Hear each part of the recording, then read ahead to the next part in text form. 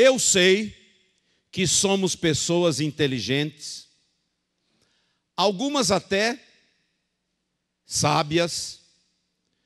Por quê? Porque nós herdamos muitas coisas boas, conquistamos, adquirimos muitos conhecimentos no decorrer de nossas vidas. Porém, eu já percebi que com Deus,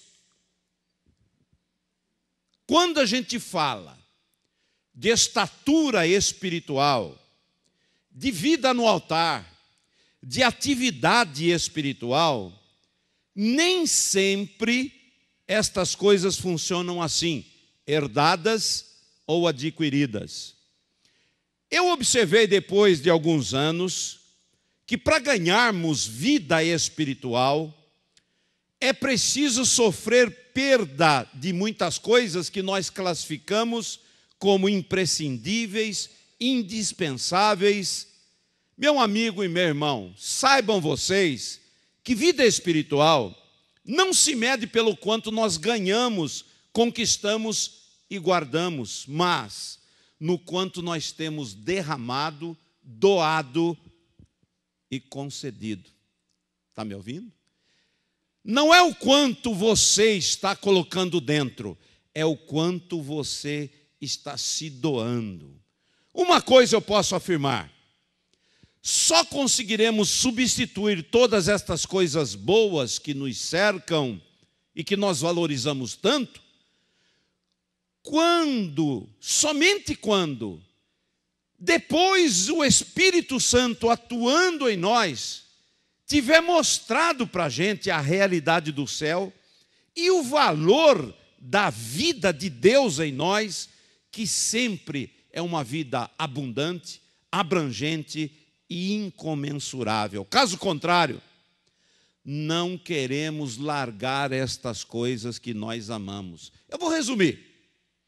Enquanto você não tiver uma experiência gloriosa, pessoal, fantástica, de frente com o Espírito Santo, você não vai largar estas coisas que você considera insubstituíveis e coisas boas. Bom, pastor Wilson, eu não entendi direito ainda do que o senhor está falando. Meu amado irmão e meu amigo de casa, eu estou falando que Jesus quer nos convidar hoje para uma viagem, como Ele convidou muitos irmãos nossos no passado. Ele levou Moisés, Ele levou Elias, Ele levou Eliseu, Ele levou Paulo, Pedro, Tiago, João principalmente e muitos outros. E nesta viagem, nós não temos que fazer as malas, temos que esvaziar as malas. E garanto a você que neste passeio, Jesus quer imprimir em nosso espírito que existe um outro mundo, uma outra realidade que está do outro lado dos portais, uma vida com Deus, e nela não há sonhos, só realidades. Lugar este onde estas coisas que consideramos impossíveis e improváveis já serão coisas do passado. Eu pedi a Deus por você, que você consiga espiritualidade suficiente para alcançar esta ilimitada altitude, onde o tempo e o espaço nada significam. Sabe por quê? Porque cruzamos a fronteira daquilo que enxergamos e penetramos dentro do mundo de Deus. Eu vou mostrar aqui 3 pessoas que viveram esta experiência. O primeiro foi Enoque. Diz a palavra que Enoque vivia lá. João em Pátimos foi para lá. E Elias subiu para lá e nunca mais voltou. Agora, olhe para cá, meu irmão e meu amigo de casa. Se este é o seu desejo também, saiba, esta é a hora e o dia certo. Se você já cansou de viver pelas suas próprias forças, prepare-se para romper estas fronteiras. Contudo, vai aqui uma admoestação. Muitos têm ouvido, gostado disso e têm tentado até e começado. Andam um pouco, mas acabam desistindo. E eu vou dizer por quê. Entre nossa vida e uma vida com Deus, existe um trecho, um pedaço, um espaço vazio, escuro até, e ele precisa ser vencido.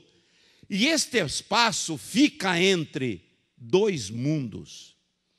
Mas se você for uma pessoa persistente, destemida e uma pessoa corajosa, saiba que Deus reuniu condições para nós em Jesus Cristo, aleluia, eu diria para isso, para que a gente alcance essa graça e deixarmos este tabernáculo finito e limitado que é o nosso corpo, e já podemos participar do céu, desta vida conquistada por Cristo, como um antegozo da vida eterna. É verdade ou não é? Olhe para mim. Não é verdade que a gente tem muito mais problemas do que momentos bons, alegres e felizes? Quem concorda comigo? Levanta a mão. Estamos sendo sinceros. Eu até diria que nós temos por volta de uns 5, 6 problemas para uma coisa alegre, feliz e abençoada. E o que é que tem que acontecer? Nós temos que mudar este prognóstico. Nós temos que viver 5 bênçãos maravilhosas de Deus e lá uma vez ou outra na vida ter algum problema. Por quê? Porque problema também é bom. Vejam só, uma lâmpada só acende porque tem o fio positivo e tem o negativo. Se você tirar o negativo, a lâmpada não acende. Então, vida com Deus é assim. De vez em quando a gente precisa ter lá uns percalçozinhos, precisa ter lá um problemazinho. Sabe por quê? Porque a gente precisa ter desafios para vencer. Então, olha só. Essa distância, esse túnel de tempo, se é que eu posso chamar assim, ele é proporcional a cada um de nós, porque depende da estatura espiritual que cada pessoa possui. Vejam, por exemplo, o apóstolo Paulo. Diz a palavra que Paulo, perseguidor da igreja, era um homem mau, era uma pessoa que prendia, açoitava, desbaratava os irmãos, mandava matar. Agora, você me diria assim, pastor, este foi o túnel escuro do apóstolo Paulo? Não, não foi. Não foi. Paulo, até então, vivia a sua vida, o seu mundo, e todas as coisas que ele cercavam a vida de Paulo, ele não tinha nenhum conhecimento que havia um outro mundo, o de Deus, que jamais ele sonhou que existisse. E eu vou ser sincero, a maioria das pessoas vivem assim. Não sabem que existe uma vida com Deus, uma vida de Deus para as pessoas viverem. Contudo, voltando a Paulo, um dia, aprove a Deus convidá-lo para esta viagem.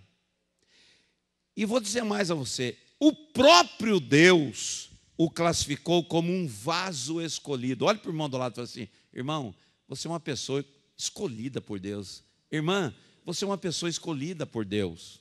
Glória a Deus. Agora, por favor, olhem para cá. Nós conhecemos a história e sabemos que de uma forma muito especial, Deus se manifestou a ele no caminho de Damasco. E como consequência, a primeira coisa que lhe aconteceu foi ficar cego. Tem gente que pensa que quando tem um encontro verdadeiro com Deus, aí que ele vai enxergar tudo. É isso que eu estou querendo mostrar a vocês. Entre a vida que você vive e uma vida com Deus, existe um espaço escuro, um túnel que você vai ter que passar. E a primeira coisa que aconteceu com o apóstolo Paulo, quando teve um verdadeiro encontro com Deus, ele ficou cego. Por aí você já começou a enxergar que para alcançarmos esta vida com Deus, será preciso sofrermos perda, mudança significativa de algumas coisas desta vida aqui, deste lado. Jesus falou assim: se a semente não morrer, não pode germinar. E qualquer pessoa que planta sabe que quando você, por exemplo, chupa uma manga e você gostaria de ter um pé de manga na sua casa, você chupa uma manga, acabou de chupar a manga, você não enfia ela na terra esperando que vá brotar ali um pé de manga e vai nascer um pé de manga. Não vai. Você tem que chupar aquela manga, deixar num lugar fresco, sem bater muito sol, e você fica esperando aquela semente secar. Quando aquela semente secar, então aí ela está pronta para você colocar na terra. Aí sim vai nascer. É o que Jesus falou. É o que ele orientou. Agora, se essa semente, o que ela é, não morrer, não vai conseguir germinar outra coisa.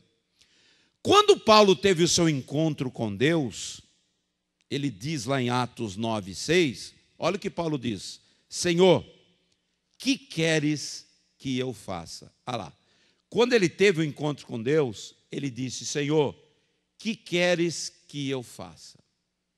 Oh Deus, muito obrigado por isso. Olha só, eu diria que esse é o início de uma vida com Deus. Paulo, com esta expressão, Senhor, que queres que eu faça? Ele começou a entrar no túnel escuro que falei há pouco, naquele espaço vazio, entre a sua vida e a vida com Deus. E diz a palavra que 3 dias ele ficou cego, num mundo de trevas, até que a luz de Deus brilhou em seu caminho.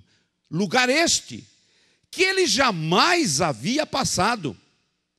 E quando já do outro lado vislumbrou a mão do homem de Deus, Ananias, que o conduziu para uma verdadeira nova vida.